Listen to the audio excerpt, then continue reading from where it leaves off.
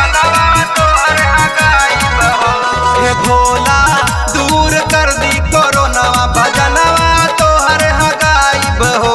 हे भोला दूर कर दी कोरोनावा, भजनवा तोहर हगाइब हो। भजनवा तोहर हगाइब हो, चरणवा तोहर हगाइब हो। आई सावन के पावन महीनवा, पूजनवा तोहर कराइब हो। ए भोला दूर कर दी कोरोनावा, भजनवा तोहर हगाइब हो। ए भोला दूर कर दी कोरोनावा, भजनवा तोहर हगाइब हो।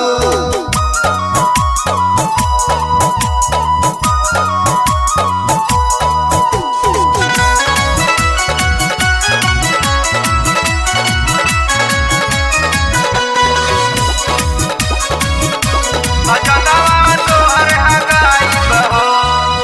हम तोरे पे कैली आस, कि अर्जी सुन लाए भोलेनाथ, कि अर्जी सुन लाए भोलेनाथ, कि अर्जी सुन लाए भोलेनाथ।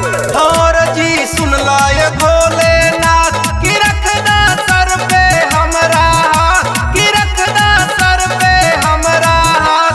हबानी देव के हाँ देव, ता दुखवा दूर भगाई हो। ए भोला दूर कर दी कोरोना, भजनवा तोहर हगाइब हो। ए भोला दूर कर दी कोरोना, भजनवा तोहर हगाइब हो। म्यूजिक बाय आदर्श बिहारी। भजनवा तोहर हगाइब हो।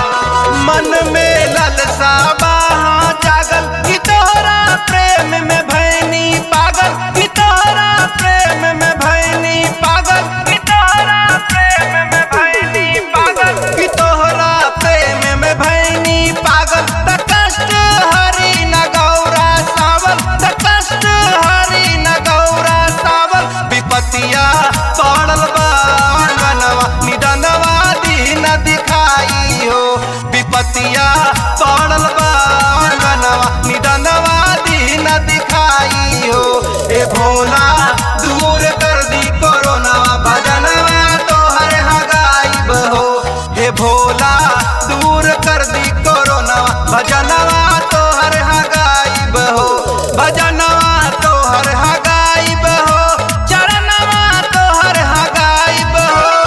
आई सावन के पावन महीनवा, पूजनवा तोहर कराइब हो।